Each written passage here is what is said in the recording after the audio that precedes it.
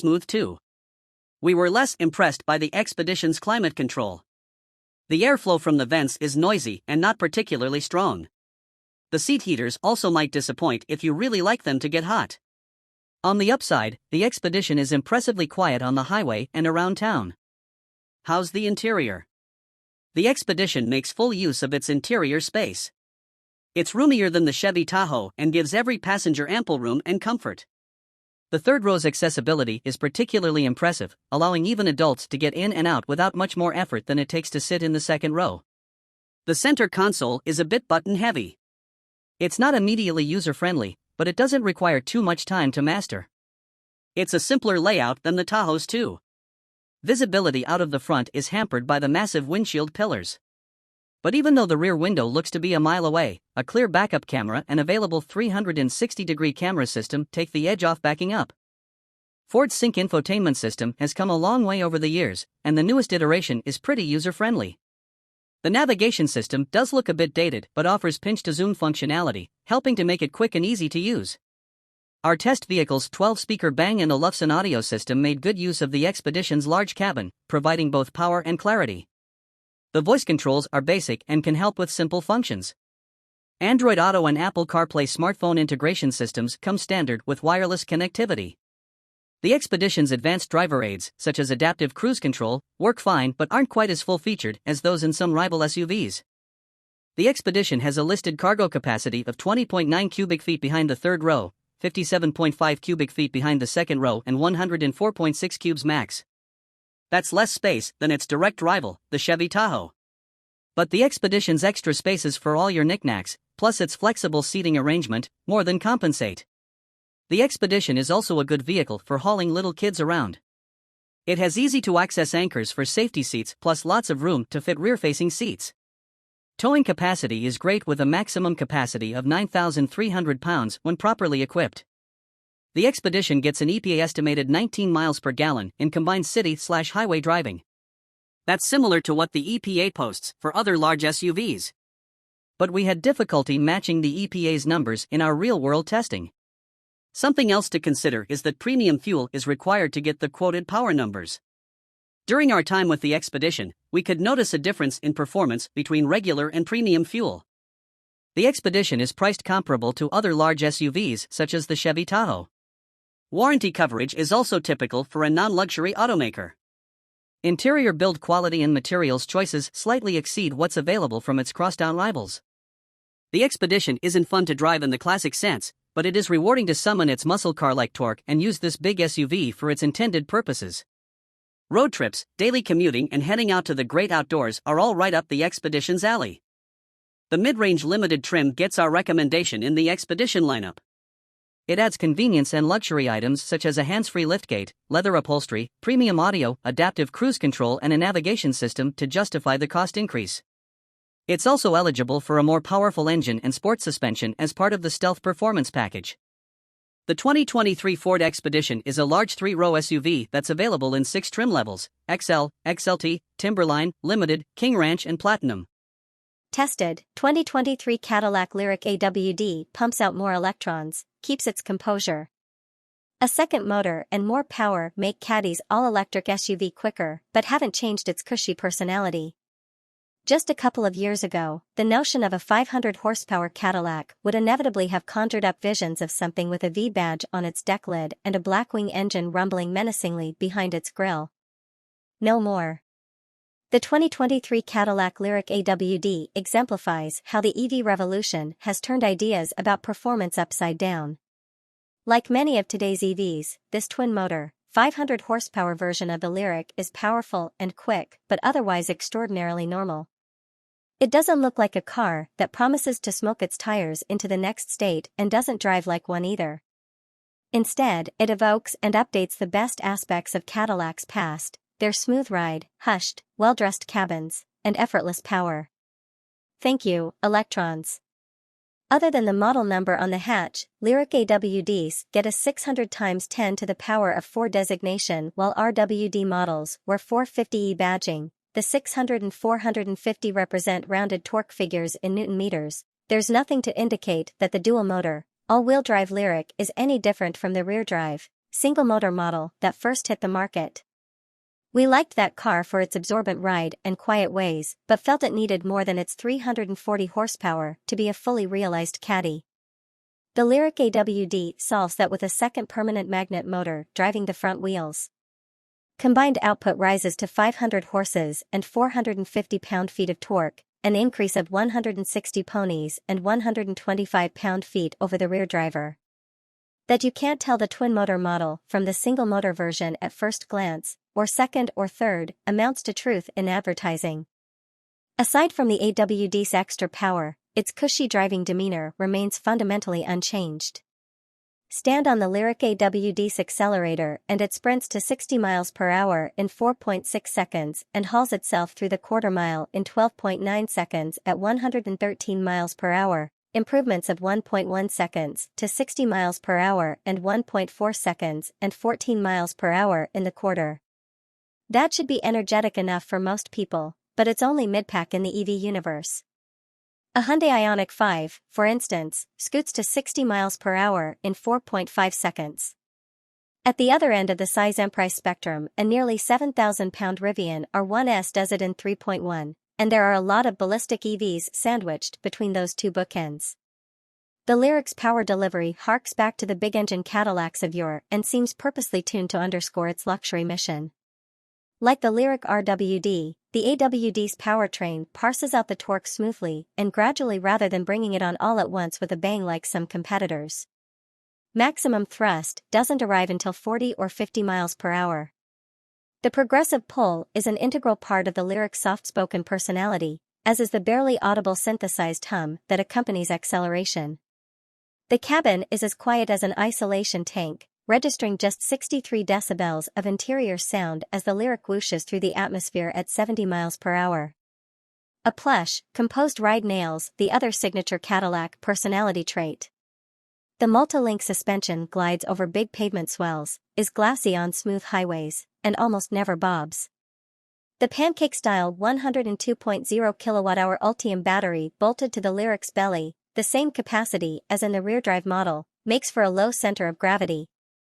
That's likely part of the reason the Lyriq feels more agile than you'd expect for a vehicle weighing 5,838 pounds, but the Caddy is far more in its element cruising than chomping up serpentine roads. Cornering grip peaks at a relatively low 0.82 g, and our test cars Michelin Primacy all seasons, 265 divided by 50 are -20s all around, held in protest when leaned on even lightly. The steering is confident but light on feel, and the brake system blends regeneration and hydraulic action smoothly. Given the AWD's mass and all-season rubber, stops from 70 miles per hour are reasonable at 182 feet. 2 levels of Regan enable one-pedal driving, and a steering wheel paddle delivers maximum Regan on demand. Our real-world testing exposed the one area where the dual-motor Lyriq suffers compared to its single-motor sibling, range. The EPA estimated range is close between the two, with the single motor at 312 miles and the dual motor coming in at 307. But on our 75 miles per hour highway range test, the rear-drive Lyriq covered 270 miles while the AWD version managed only 220. That's a big enough difference to influence how far you dare to roam. At least recharging won't take inordinately long. Our AWD tester came with the standard 11.5 kW AC charging module. A 19.2 kW onboard charger will be optional for 2024 AWD models and will add up to 51 miles of range per hour from a Level 2, 240V, AC charger backed by a 100 amp circuit, according to Cadillac. The battery can handle up to 190 kilowatts of DC fast charging, which the company says will replenish the range at a rate of about 77 miles every 10 minutes. For 2023, all Lyriqs came only in the luxury trim. The past tense is intentional as the production run of about 2,000 units is sold out for 2023, and Cadillac is now taking orders for 2024 models. So, the only choice buyers had to make was between the two propulsion systems. Since they're on even footing, the dual motor has the same roomy, handsomely designed interior as the single motor. It's a welcoming, luxurious cabin featuring nice lines, handsome leather seating, tasteful brightwork, and good-looking wood. Convenient storage spots abound, but there are also several human-machine interface issues. The 33-inch diagonal curved display that's home to the gauge cluster and many of the car's functions looks slick but forces you to click through several screens to access menus and submenus, controlling everything from the 19-speaker AKG audio system to the standard Google Assistant. Most climate controls are conveniently located in a row of hard buttons in the center stack area, but you must still call up the HVAC menu to sync driver and passenger temperature settings. The door-mounted switches that control front seat massage and lumbar adjustments are fussy. GM's usually excellent Super Cruise hands-free driving system cut out multiple times on a short stretch of interstate for no apparent reason. And we still smile at what look like exterior door handles. They're actually large push buttons for the door's electric latches and are awkward to use. The Lyric offsets those trespasses, and the fact that it doesn't offer such features as heated rear seats or second-row HVAC controls, with a grand slam on value. Our test car stickered for $65,615, which included the loan option of $625 for its stellar black metallic paint. It felt more expensive than that. Better still, the Lyric is eligible for the government's $7,500 EV tax credit, and the price jump from RWD to the more powerful AWD powertrain is a mere $2,000. Those 500 well-mannered horses are worth every penny, as is the EV that comes with them. Hey, everyone. I am with the 2023 Hyundai Santa Cruz. This truck just got dropped off and we'll be doing this review in the same sort of format that you all are used to. These are my raw first impressions and well, let's just go ahead and get started. This is quite a small segment right now. We really only got the Hyundai Santa Cruz, the Ford Maverick, and I guess the Honda Ridgeline if you look at it that way. But the main competitor to this truck is the Ford Maverick, a truck that my colleague Charlie actually owns. So it'll be interesting to spend a week with this truck and see how it compares to the Ford Maverick, for one thing. So we had one of these trucks a couple of years ago in 2021. I'm a year behind and I remember this tonneau cover being particularly irritating to operate. However, it is above freezing, so it should work now. Okay, so now it does function as it should. Kind of a cool built-in design there, the rollback, a tonneau cover, and then similar to the Honda Ridgeline, we have another little pocket back here that opens up for some additional storage in the tailgate in the bed of the truck behind the tailgate. So that's kind of neat. You've just got to make sure that your strap for your tonneau cover doesn't get caught in it. I got to love raw first impressions videos. Should we step up here? You should stop. Oh, here we go. Okay, well, now you all know how to operate the tonneau cover, a Santa Cruz, pretty lightweight tailgate there. This is the limited trim. We've got a 2.5-liter turbo, 4-cylinder, we've got a DCT, we've got all-wheel drive. Overall, a pretty striking appearance here with the Santa Cruz. It's pretty similar to the Tucson, but some more rugged styling. As you can see here. We've got some more cladding with a little tiny Santa Cruz there right at the top, kind of neat jump in the back, and this seat is pushed all the way back. So we're actually going to go over to the passenger side, sit back there, black leather interior on this particular truck and the cool metallic gray. Alright. Happened back here. Pretty good room. But honestly, if you compare it to the Ford Maverick, this was one of the lasting impressions with the Santa. It just doesn't feel as open in here as the Ford Maverick does. It feels more SUV-ish and less unique to this segment of vehicle, sliding rear window. Pretty neat. If you look up at the dashboard. Alright. Let's hop up and take it for a drive 4,000 miles on this truck. Let's get the seat in a usable position here. Alright. Pretty basic Hyundai controls here on these higher trim Hyundai vehicles. You don't get a volume knob, which is annoying, but you do get a little switch right here on the steering wheel, which does allow you to change volume, heated and cooled controls right here above the center console, for wheel drive, lock and paging drive modes over here. So we've got snow, smart sport, and normal. These are the old style gauges. I have a feeling this Santa Cruz is going to be due for some sort of a mid-cycle refresh here. Shortly. We'll get some new tech in here and everything will look quite new because this car looks exactly the same as the last Santa Cruz we drove a couple of years ago. But that's not surprising. There hasn't been any big news on this vehicle. Okay. So if we've got a Moroni in here, I'm going to say we probably don't. How we do. Very cool, right? Let's take a look at our Moroni. So $41,000. Okay. Keep that in mind. This would compete with the high-end, the highest-end Mavericks, so a Lariat all-wheel drive with the 2-liter turbo. This would still be more expensive. 41 grand. Don't forget though, you do get a 10-year, 100,000-mile powertrain warranty with these Hyundais and Kias and Genesis. So say 10.2, 5-inch cluster and touchscreen. We've got Bose audio in here. Interesting. Usually you get Harman Kardon and Hyundais. So kind of cool to see something different in here. Where do we have? Oh, here we go. 8-speed. What? Dual clutch and a 2.5-liter turbo. Yep. We went over that. Okay, enough reading them and Roni. Oh, except actually final assembly is Montgomery, Alabama. Quite truckish. Okay, here we go. Smooth shifts from that 8-speed. What? Dual clutch. Okay. I don't fully still understand why dual clutches are such the rage.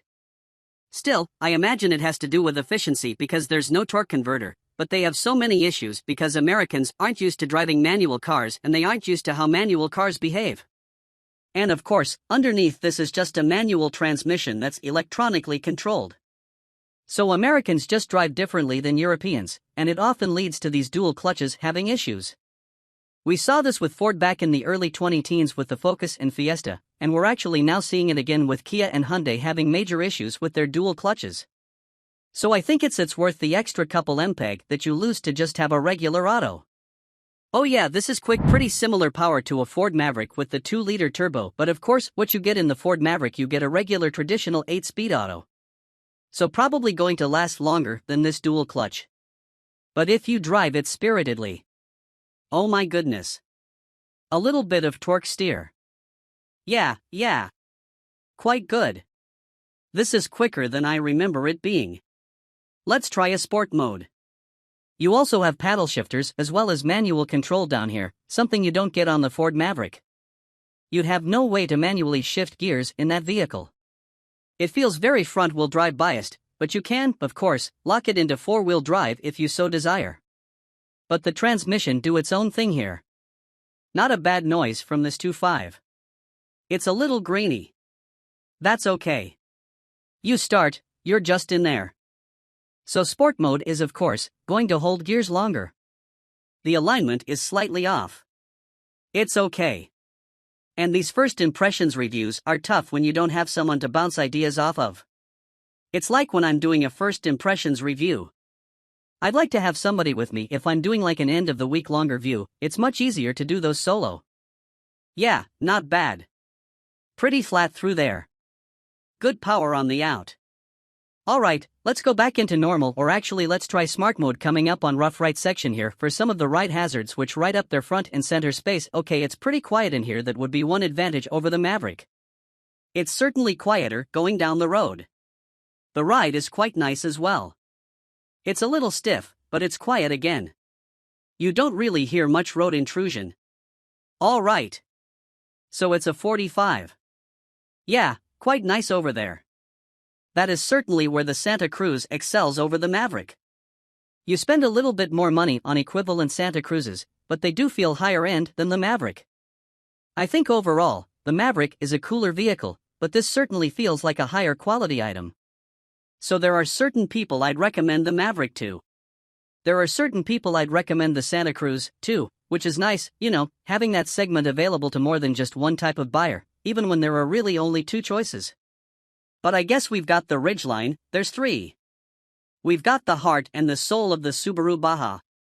I guess let's sort of started this trend that was like the El Camino back in the 50s.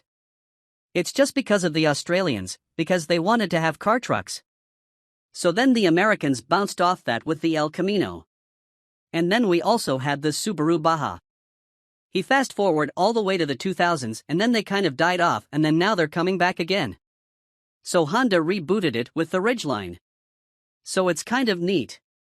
Well, I will be spending the week with this Hyundai Santa Cruz and I will actually have Charlie at the end of it for the outro.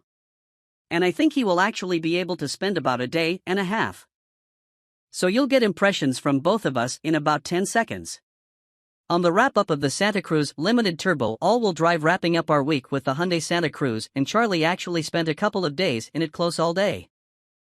So it's a lot for me with press cars. That's right. Yeah. He was driving 5 other cars in California and doing other things this week, but I was able to spend a good amount of time with it and, top end and wrap up our week. You know what I did do with it? What did you do? Let me guess. You probably got something dirty. No. Oh, I parked it next to a Tucson. Oh, did you get a photo? I didn't know, but this looks better than the Tucson. Once a little more angry, a little more aggressive. The Tucson looks a lot more squished. Yeah. In the front. This looks kind of cool. I still think it's trying a little too hard, though. Oh, yeah. Did you notice that the tunnel cover does indeed work on this one? Oh, they've improved that. Yes or no? I think because it's warm out now. Sure. Quick as well. So this is a 23. You know what's irritating about this, and why are there metal shavings back here? There must be the tile cover falling apart. You think so?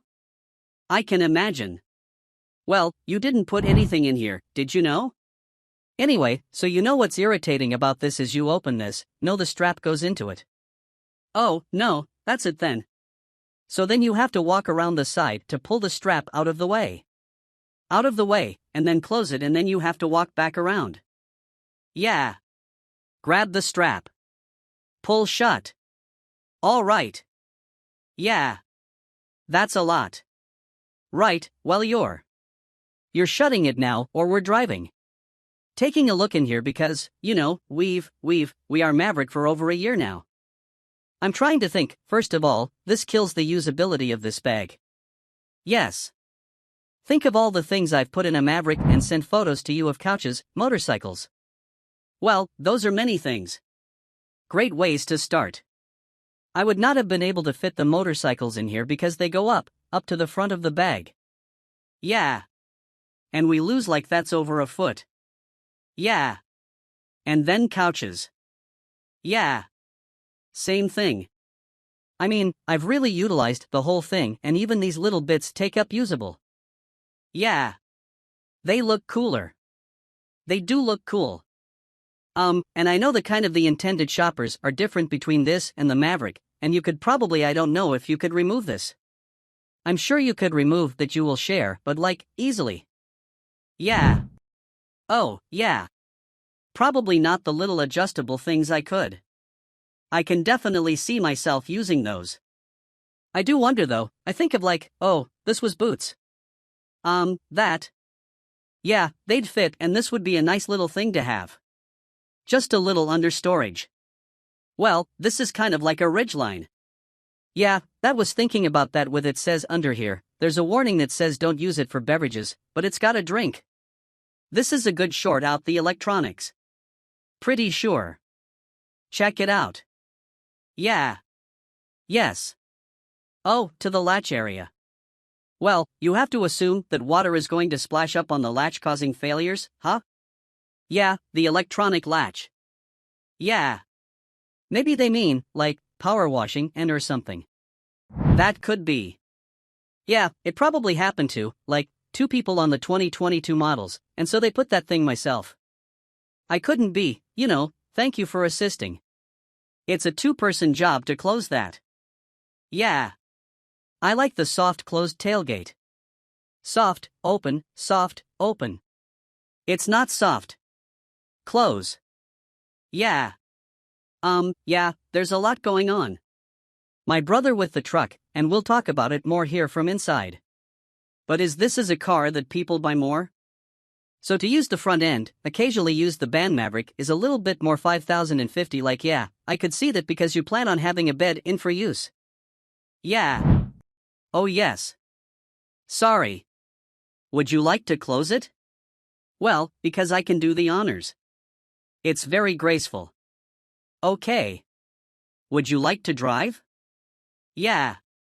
Yeah. Not a ton of sidewall on these giant wheels. No, I think they're toes. Pretty sure. Small pet peeve. I like all the dust on here. Well, yes, that I. Oh, come on. Is that why you wear hoodies all the time? Easier to clean off screen. Yeah. My material wouldn't have done that anyway.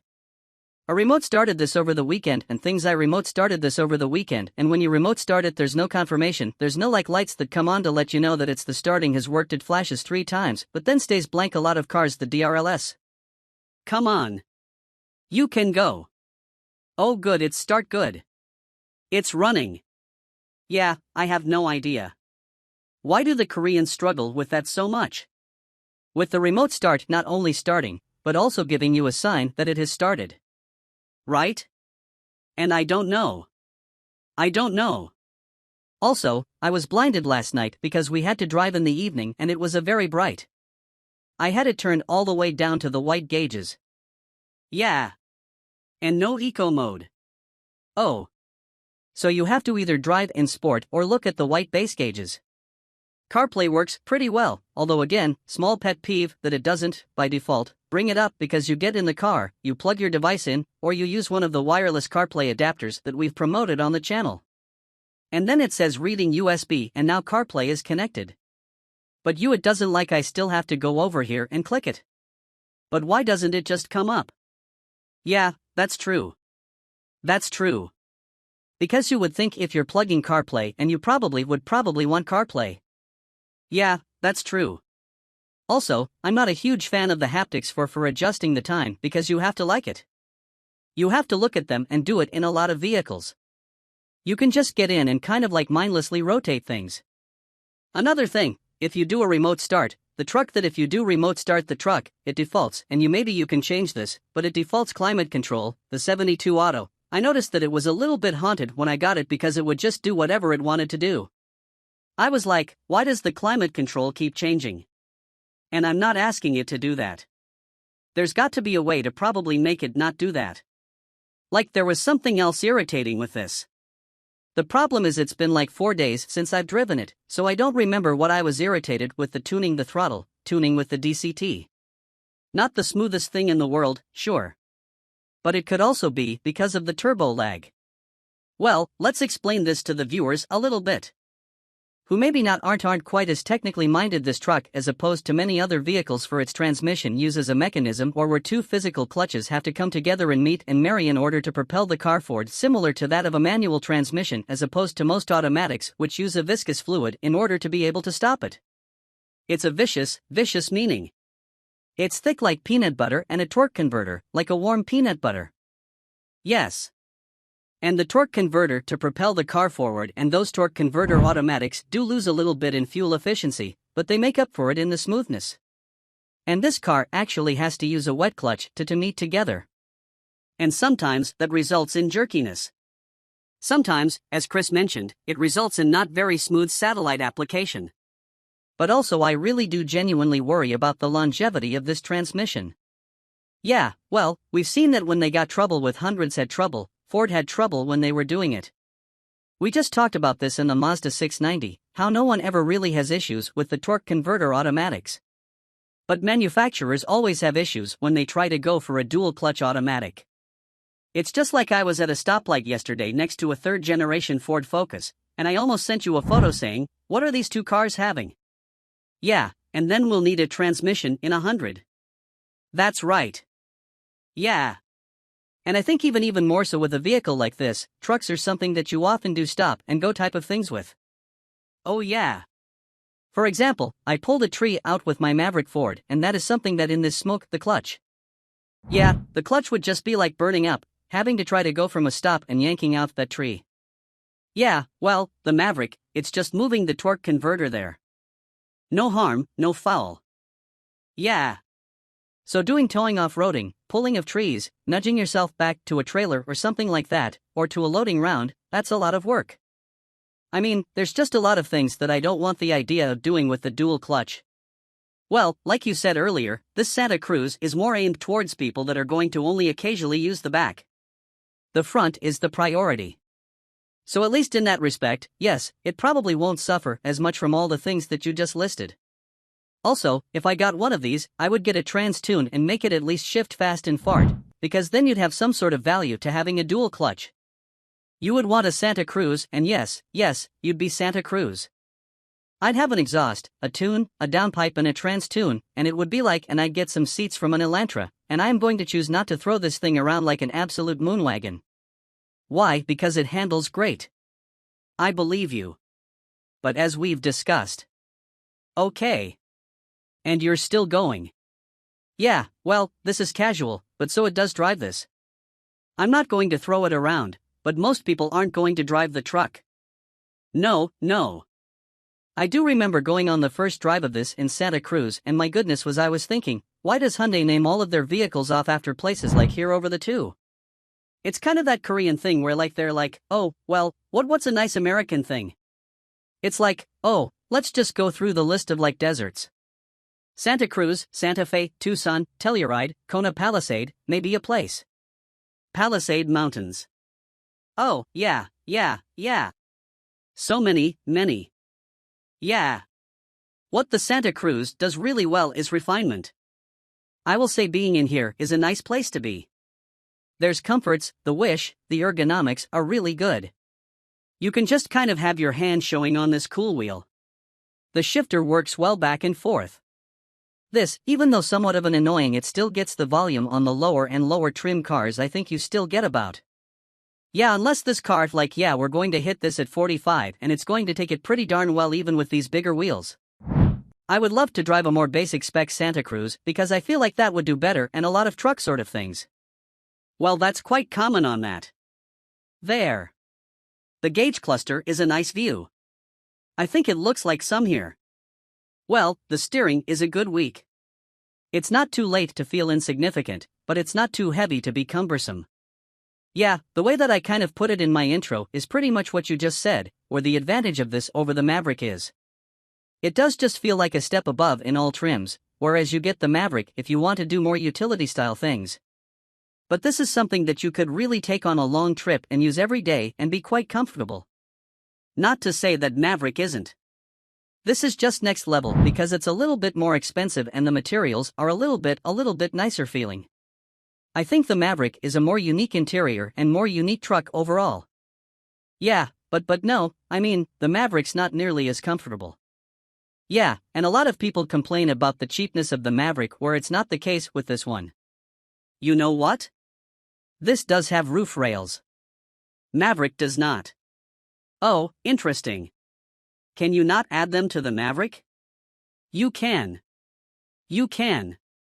Yeah. This more has the heart of a Subaru Baja. Whereas the Maverick has the heart of a first-gen Ranger. Yeah.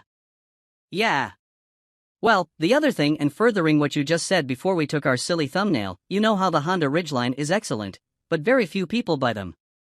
You're going to do a very Charlie sort of thing here. Testing out the ride undulation. Yeah. Again, you know how the Ridgeline is like the type of truck that we love. But not many people buy them. But the people who do buy them really do quite like them and it fits their life. Yes, I think this is the same concept for a smaller truck. Many more people are buying the Maverick. Anything that makes sense because the Maverick is a more practical body. But there's a narrower subset of more affluent buyers who will prefer this truck over the Maverick. And I do think fits them better. Yes. But I think there are fewer people who would be. But I think the Maverick is a great truck. And I know this is practically turning into another compare, which we've already done. Yeah, we have done the trucks, but I recommend the Maverick to people who might not even be interested in a truck just because it's so inexpensive. Not really the case. But this should be like, does your lifestyle fit A, B, C, and D? Okay, then I guess a Santa Cruz would be a good choice for you, right? Alright, dude, it's so quick and feels like it would keep up with my M Roadster. I was going to make that joke. Yeah, you're driving. Seriously, this would probably be true. Oh, it certainly would. From 0-60. Cause shift shifter. So blown out in the Roadster. You're searching for gears the whole time. But yeah, this is like impressive levels of torque. It's got over 300 pound-feet of torque. So, yeah. And you figured this powertrain is shared with the Sonata N-Line. So I would know about that car because I got a ticket in that car. Yeah, it's all-wheel drive. That's right. Yeah, I know. This is the most practical form of that powertrain because it's pretty unusable in the Sonata N-Line. It could just be whatever junky tires they put on that thing. Are you having fun with the console? You don't know. It just feels good. Take the racing line at this apex. I think you. I'm going to leave this part in as no. Charlie just said something offensive and I had to cut it out. It's objectively true. Okay? I didn't say anything bad about them. Okay, I'm going to beat this. People are going to say, you got 300 pound-feet of torque. Yeah, yeah. I feel like they put better tires on this, and they did on that.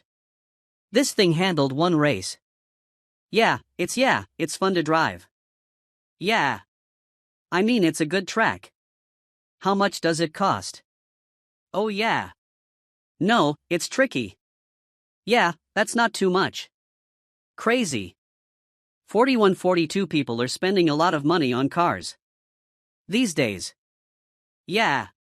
Would you have this or a Maverick Tremor Lariat? Kurt Tremor, Larry. Something like 37. I know. Yeah. So you'd have that because then you could also do all of your Charlie things with it. Yeah.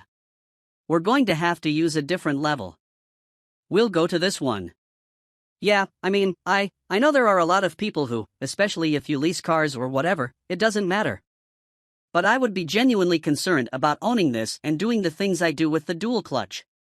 Yeah, I really would be. So I'd get them every, The Tremor rides better. Yeah. This is a nicer place to be. I think I'd have this for uniqueness, 'cause you never really see these and it's just kind of a cool factor thing. And either way, you see Mavericks, though, you don't see Santa Cruz at all. I see these more when we're out west, right? These are more of the lifestyle of beach people. Well, let's take a couple surfboards back there. That's all right. Yeah, it's cool. They at the launch event, they took videos for the launch event with some famous surfer. Might have been Kelly Slater, but I don't know who was like, I really like the Santa Cruz, and I can do all my surfing thing and go hang out with my friends at the beach. I'm like, okay, PR stuff. You could just buy a 987 Caymanas because it comes with places to screw in a roof rack, that would be better. And then you could put surfboards on that, although you would probably have a small aneurysm if anyone got a grain of sand in your car. That's true, but you could just buy another, not mine. You need to buy a 47. Ladies and gentlemen, if you're interested in the Santa Cruz, buy a 987 Caymanas. And that's right, because it's about the same price. Yeah, well, it's actually cheaper. Cheaper, like 10 grand. And the transmission will last longer. Yes. And that's Daily Motor, and that's the 23 Hyundai Santa Cruz. I'm going a different color to it.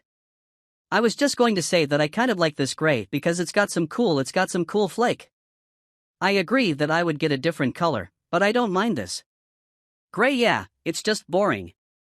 It is bland. I wish you could have this in yellow. I would be sick if you could get yellow. What's the type of truck that like? It needs to be amped up a bit by the colors again. That's what matters. Yeah, well, it's a bunch of cool colors on it. Get a Santa Cruz, wrap it yellow, put an engine and trans tune on it, put it down, pipe on it. Bigger tires, lift it up slightly and I say down, pipe and dump. Okay, well, whatever. Make it fart and make it tall and make it yellow. That's what I would do. All right. Well, all those things would make the Santa Cruz the best fuel. That's right. Anything else useful? I feel like there's something else I want to say, but it's cool. Yeah. Yeah. Okay. Well, are we Paris and Nicole? Yeah, I think we're person too cool for this truck. Okay. Alright, everyone. Well, thank you all so much for watching. 2023 Mercedes-Benz GLC 300 Formatage. As goes the Mercedes-Benz C-Class, so goes its sport utility sibling, the GLC Class.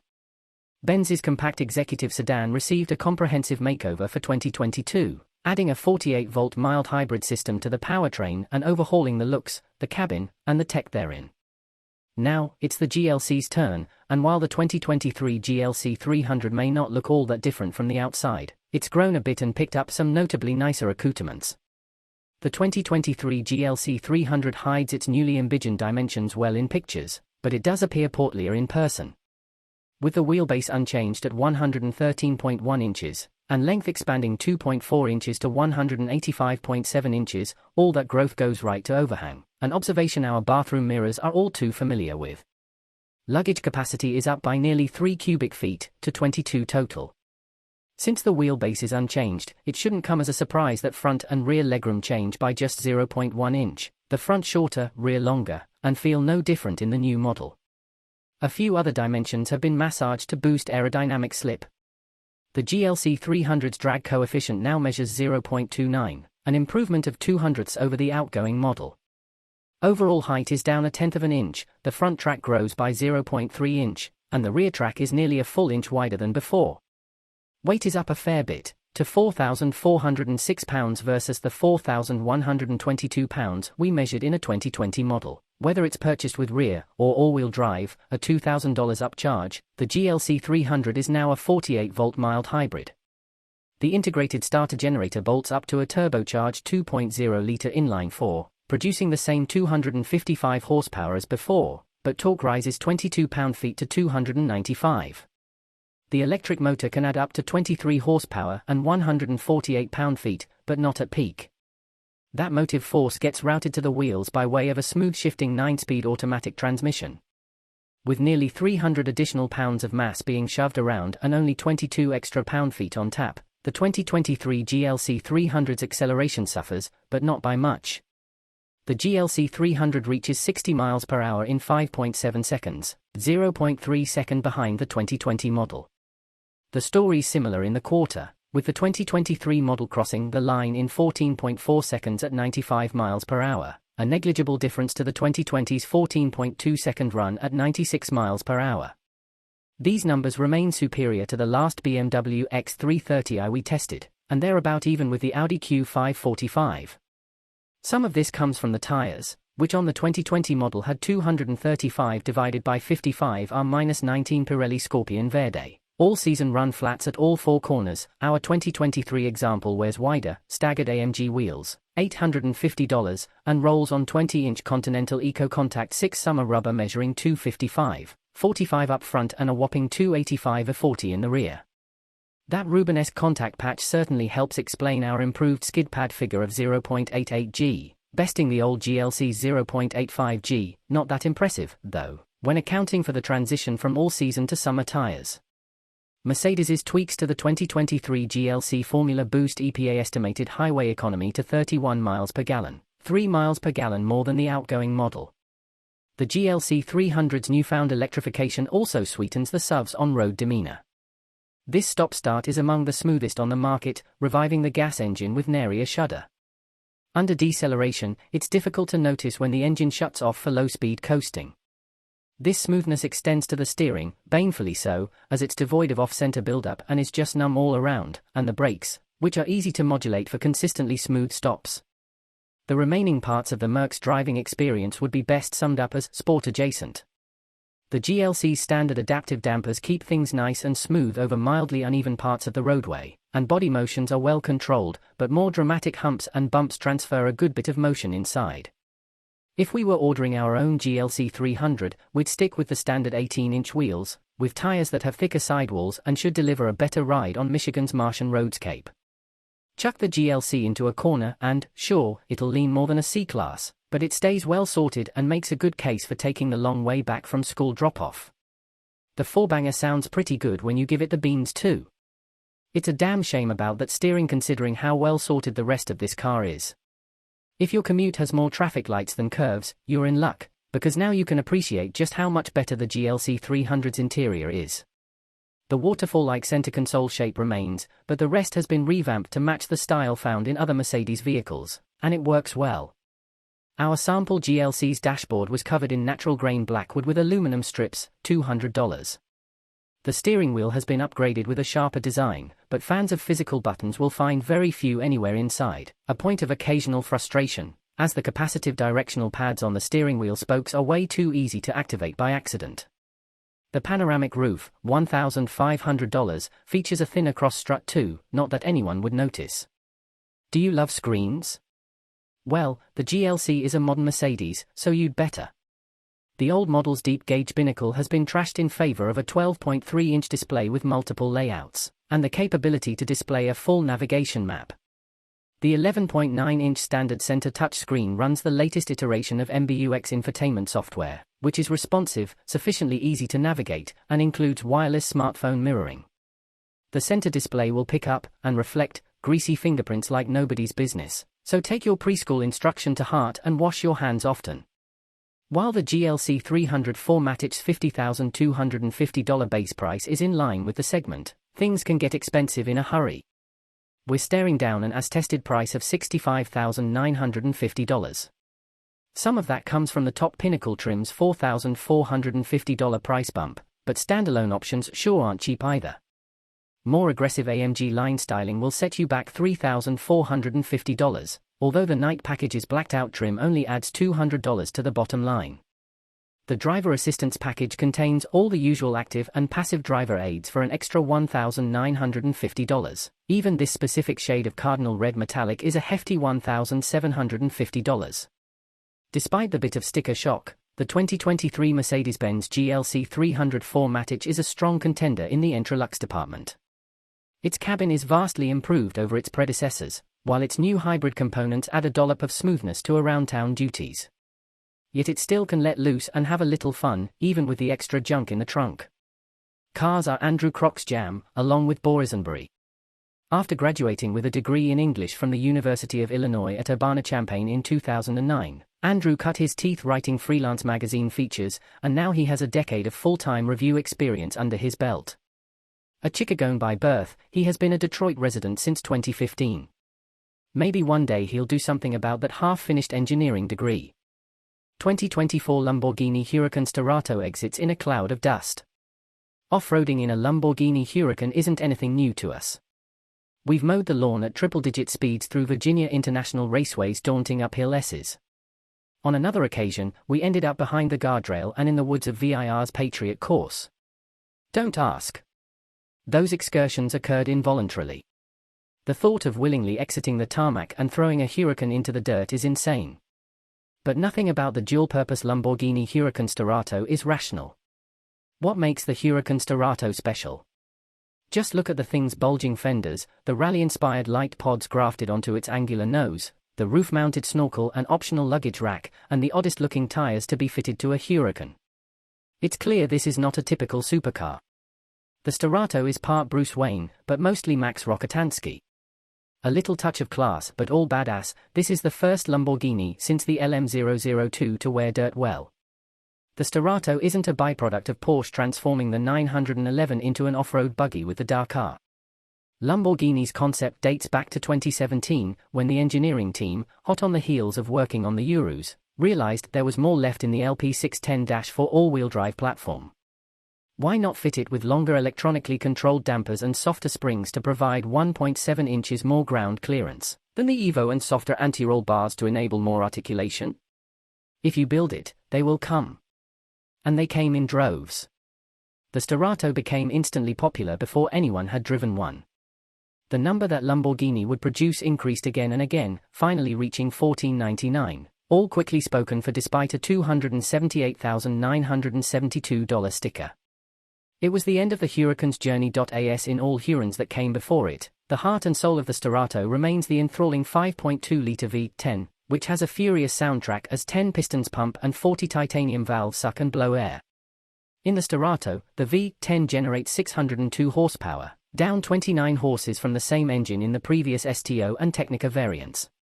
Until now, Hurons have drawn air into the intakes from openings ahead of the rear wheels. To no surprise, when you're kicking up dust and dirt, low air intakes are a terrible idea. Lamborghini's fix is the rooftop snorkel, previously used on the STO to move air through the engine bay and here serving as the Sterato's windpipe. Its flow path is more restrictive, resulting in the reduction of horsepower. Driving the Huracan Sterato. Sure, the Sterato has enhanced approach, breakover, and departure angles, but none of that matters much at Chuckwalla Valley Raceway. The off-road wedge obliterates the front straight. Stand on the firm, if a bit sensitive, brake pedal that modulates the standard carbon ceramic brakes, and the Sterato, fitted with Bridgestone all-terrain tires, more on those later, twerks its way into turn 1. The tires beg for mercy under load exiting turn 3, and sport mode allows a copious amount of sideways playfulness. On this day, we'll ignore turning down into turn 4 and instead flip the steering wheel toggle to rally mode and drive off into the sunbaked desert. Willingly plowing the Sterato into the sand feels unnatural, but with a left-right twist of the fuzzy steering wheel, the quick, fixed-ratio steering rack is an all-star for setting up a Scandinavian flick. For this model, Lamborghini passed on rear-axle steering as it muddied the vehicle dynamics when paired with the all-terrain tires. Even without it, the brake-based torque vectoring pivots the machine, the earth succumbs, dirt encompasses the six-figure rally car, and with a pull of the big column-mounted shift paddles, the 7-speed dual-clutch automatic snaps off a gear change, the Haldex all-wheel drive system shuffles torque between axles, and the Sterato exits, leaving a dust plume reminiscent of the Road Runner. Never had the thought of piloting a Huracan over lumpy terrain in third gear on an 8,500 RPM redline occurred to us, but the softer dampers and spring rates, paired with longer and squishier internal bump stops, keep the uprights from ejecting from the chassis. Find the right, or maybe the wrong, path through the desert and you'll use all 6.4 inches of ground clearance. Dirt will fly over the hood. This isn't the stuff trophy trucks are made of, but for a pavement pounder, it's impressive and hilariously fun. None of this would be possible without the right tires. For that, Lamborghini tasked Bridgestone to develop the Dueler All-Terrain AT002, an all-terrain tire rated at 168 miles per hour and available only in a Sterato fitment. The sidewall construction mimics that of a Bridgestone Potenza Sport summer tire, so it's stiff. Aside from a tread pattern meant to evacuate rocks and mud, the Dueler features interlocking snipes and tie bars to lock the tread blocks together to provide more stability under load. And it's a run flat, so in the event of a puncture, the Sterato can carry on for 50 miles at 50 miles per hour. And while some might be tempted to mount 2 spares on the roof rack, it's only rated for 88 pounds. Bridgestone will also offer a one-off winter tire for the Sterato. Oh, the possibilities. It's not just for off-road. The Sterato's off-road capabilities aside, Lamborghini has created quite possibly the best road-going Huracan to date. Its softness makes for an enjoyable ride on the interstate, and with little roar from the all-terrain tires, this is the Huracan you'd want to drive across the country. Attack mountain switchbacks and there's more pitch and roll than any Huracan before it, and the steering is so quick and light that mid-corner corrections frequently occur until you train your hands to slow down. But none of this dulls the experience. Lean on it nice and hard, and the Bridgestones deliver what will likely be the greatest amount of grip we've measured from all-terrain rubber. And those fender flares aren't just for looks. The front and rear tracks have been widened by the 1st of February and the 1st of March inches, respectively, giving the Sterato a touch more sure-footedness, other than a digital inclinometer, a pitch and roll display, and GPS coordinates in the central display. The Sterato's interior is much the same as any other Huracan's. Perhaps one of the coolest features is its ability to sync an Apple Watch and record your heartbeat. And your heart may skip a beat driving the Sterato. Even more so than all the Huracan variants that preceded it, this Lamborghini is one wild ride. 2024 Audi Q8 e-tron and Q8 e-tron Sportback go farther, quietly. The Audi Q8 e-tron and its smooth-backed sibling, the Q8 e-tron Sportback, enter 2024 with a new name, more range, more efficient batteries, better aerodynamics, and faster charging. The mechanical changes address customer concerns about range and performance, while the name change, from just plain e-tron to Q8 e-tron, is to give buyers a better sense of where the big two-row SUV sits in the brand's lineup of EV and ICE offerings. Like the gas-powered Q8, the Q8 e-tron sits at the top of the range, a roomy cruiser ready for glamorous day trips or making day-to-day errands feel glamorous. The base model starts at $75,595, and the Sportback Launch Edition we drove, with the dark chrome S-line trim and orange piped leather interior, rings in at $95,395 with options. Q8 e-tron range and charging times. The dark chrome and orange details are hints that the Q8 e-tron is a luxury SUV with a touch of sporty flair.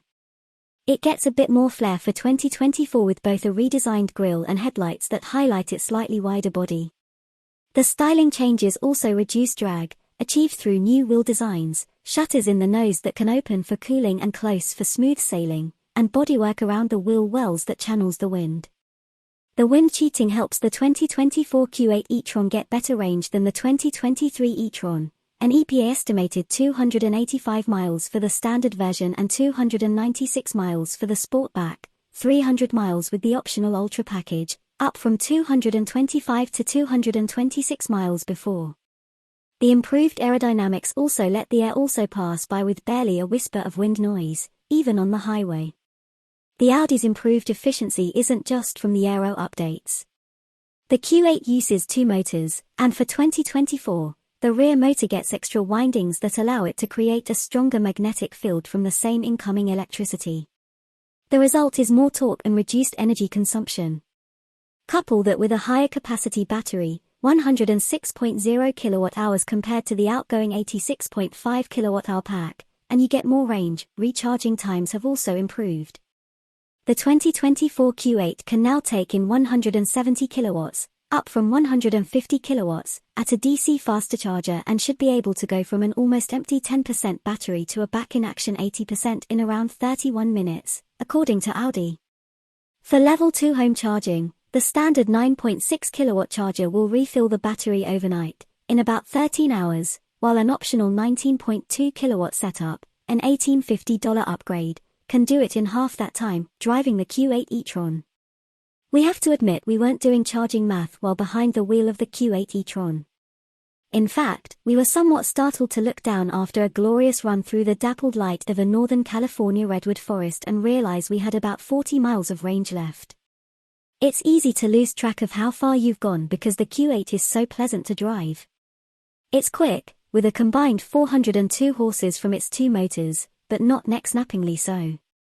From a stoplight, a foot to the floor would get you to 60 miles per hour in 5.4 seconds, according to Audi, which is middling acceleration by EV standards. And yet it strikes us as just the right amount of power for an SUV of this size, not so fast that you're backing off in a panic if you get a little heavy-shoed, but plenty torquey enough to power out of curves and confidently merge into fast-moving traffic. Changes to the Q8 e-tron steering and suspension improve the driving experience. A quicker ratio of 14.6 to 1 instead of the previous 15.8 to 1 results in a more responsive wheel. The front suspension gets a stiffer bushings, and the adaptive air springs, which offer 3.0 inches of height adjustment, soak up bumps and ruts with aplomb. Along with the suspension settings, the Q8 offers 7 different drive modes, which alter ride height, accelerator response, steering feel, stability control programming, and power delivery. Brake energy regen can be adjusted via paddles on the steering wheel, and the most aggressive setting will just about bring the car to a complete stop. The brake feel is fantastic, with no grabby spots in the pedal travel as the Q8 transitions from regen to friction braking. As is often the case on California's Highway 1, we had to stop several times due to road construction. In the Q8 e-tron Prestige, with its massaging seats, the delay afforded the opportunity to kick back and admire the drifting coastal fog as it floated gently over the panoramic glass roof. Well, during the second stop, we were able to do this. The first one was spent delving through the extensive menus in the 10.1-inch upper display screen to figure out how to turn off the various lane-keeping beeps. For the record, it's in both the settings menu and on the end of the turn signal stalk. The Q8 is screen-heavy, with a second display for climate controls below the main infotainment screen. There's also screen-based instrumentation, and in the Prestige trim we drove, a head-up display. The Q8's interior is much like the exterior, with a design that could be more radical but certainly won't upset anyone. The center console layout doesn't make the best use of space for storage, with cup holders crammed up against the shifter and the vertical phone slot, but there is a left side drawer in the dash that's perfect for parking garage tickets and secret snacks. Human space is excellent, the seats are comfortable both front and rear even in the sloped roof Sportback. Electric vehicles and SUVs lend themselves to comfort and luxury. Audi was wise to recognize that and not attempt to make the Q8 too focused on handling or acceleration. The improved range means less worry about recharging, allowing drivers to relax and enjoy the smooth, quiet ride.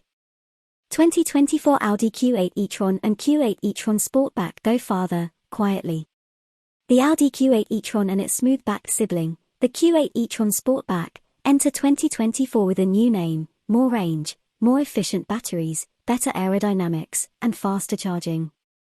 The mechanical changes address customer concerns about range and performance, while the name change, from just plain e-tron to Q8 e-tron, is to give buyers a better sense of where the big two-row SUV sits in the brand's lineup of EV and ICE offerings.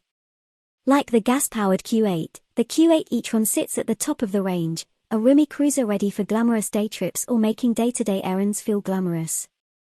The base model starts at $75,595, and the Sportback Launch Edition we drove, with the dark chrome S-line trim and orange piped leather interior, rings in at $95,395 with options.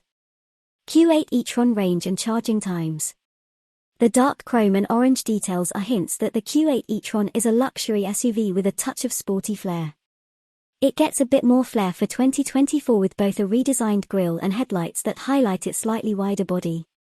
The styling changes also reduce drag, achieved through new wheel designs, shutters in the nose that can open for cooling and close for smooth sailing, and bodywork around the wheel wells that channels the wind.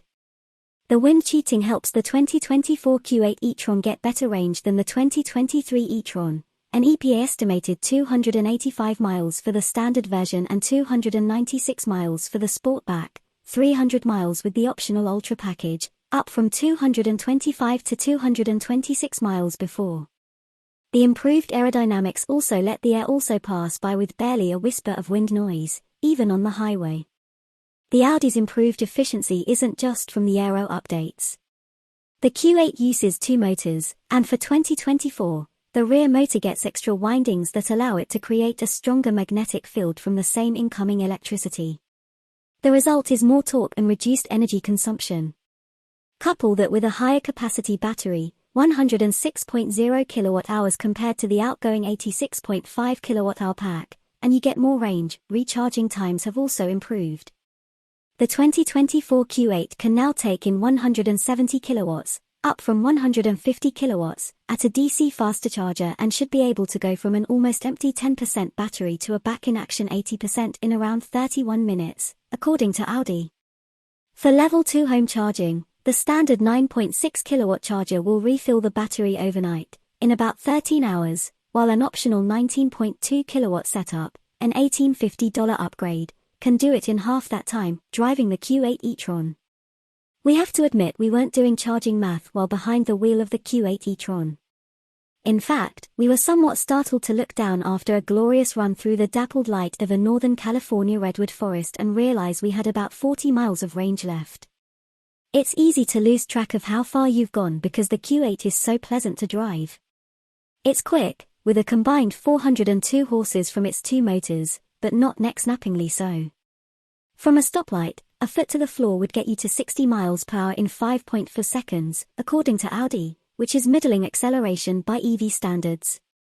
And yet it strikes us as just the right amount of power for an SUV of this size, not so fast that you're backing off in a panic if you get a little heavy-shoed, but plenty torquey enough to power out of curves and confidently merge into fast-moving traffic. Changes to the Q8 e-tron steering and suspension improve the driving experience. A quicker ratio of 14.6 to 1 instead of the previous 15.8 to 1 results in a more responsive wheel. The front suspension gets a stiffer bushings, and the adaptive air springs, which offer 3.0 inches of height adjustment, soak up bumps and ruts with aplomb. Along with the suspension settings, the Q8 offers 7 different drive modes, which alter ride height, accelerator response, steering feel, stability control programming, and power delivery. Brake energy regen can be adjusted via paddles on the steering wheel, and the most aggressive setting will just about bring the car to a complete stop. The brake feel is fantastic, with no grabby spots in the pedal travel as the Q8 transitions from reg to friction braking. As is often the case on California's Highway 1, we had to stop several times due to road construction. In the Q8 e-tron Prestige, with its massaging seats, the delay afforded the opportunity to kick back and admire the drifting coastal fog as it floated gently over the panoramic glass roof. Well, during the second stop, we were able to do this. The first one was spent delving through the extensive menus in the 10.1-inch upper display screen to figure out how to turn off the various lane-keeping beeps. For the record, it's in both the settings menu and on the end of the turn signal stalk. The Q8 is screen-heavy, with a second display for climate controls below the main infotainment screen. There's also screen-based instrumentation, and in the Prestige trim we drove, a head-up display. The Q8's interior is much like the exterior, with a design that could be more radical but certainly won't upset anyone. The center console layout doesn't make the best use of space for storage, with cup holders crammed up against the shifter and the vertical phone slot, but there is a left side drawer in the dash that's perfect for parking garage tickets and secret snacks. Human space is excellent, the seats are comfortable both front and rear even in the sloped roof Sportback. Electric vehicles and SUVs lend themselves to comfort and luxury. Audi was wise to recognize that and not attempt to make the Q8 too focused on handling or acceleration. The improved range means less worry about recharging, allowing drivers to relax and enjoy the smooth, quiet ride. Beneath the purple skin specific to this commemorative edition 50 jar that celebrates a half-century of BMW's M division, and shared by all M3 competition models, is a stonking 503 horsepower twin-turbo 3.0-litre inline-six. With launch control engaged and the boost holding above 15.0 psi, the quickest ever 3 Series leaps to 30 miles per hour in 1 second. The scoot to 60 miles per hour takes 2.8 seconds, and the quarter-mile passes in 11.0 seconds at 124 miles per hour. All-wheel drive comes standard on the Edition 50 jar and can be had on any other M3 comp for $4,000. It adds roughly 150 pounds to the curb weight, but the additional traction helps the 50 jar clobber its rear drive counterpart by 0.7 and 0.6 second in the 60 miles per hour and quarter-mile drags, respectively. The beauty of the competition's X-Drive mode is that it offers the best of both worlds, all-wheel drive for supercar-grade acceleration and decoupling of the front axle to enable a rear drive mode for power oversteer shenanigans. Moving away from the world of dynamic insanity, when the drive modes are left in their softest comfort settings, the M3 Competition X-Drive is a livable place for daily consumption. The sharpest impacts reverberate up forged 19-inch front and 20-inch rear wheels and through the $4,500 carbon fiber buckets. The super supportive seats are somewhat tricky to enter and exit yet provide a surprising amount of comfort. As with all 2023 3 Series, the M3's interior is treated to BMW's curved display that incorporates a 12.3-inch digital instrument cluster and a 14.9-inch touchscreen infotainment system. The iDrive 8 operating system replaces most of the physical buttons for the HVAC and radio controls with a not-so-intuitive infotainment menu structure. Fortunately, iDrive 8.5 rolls out this summer, and BMW promises to solve these teething issues by improving the layout. Perhaps the fact that this 5-seat sleeper returned 27 miles per gallon on our 75 miles per hour fuel economy test is enough to forgive iDrive's shortcomings. More on the BMW M3 starting at $83,595, the M3 Competition X-Drive delivers astounding performance for the money.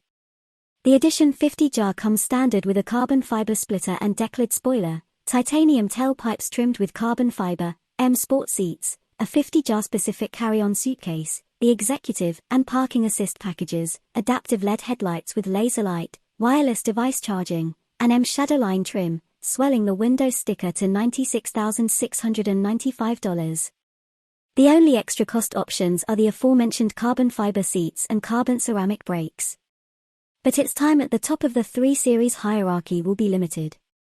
The lighter 2024 cubic meters CS with an extra 40 horses and Michelin Pilot Sport Cup 2 tires arrives in the second half of this year. Whether the CS's $36,100 upcharge is an economically sound decision remains unknown, but it'll certainly contest the throne.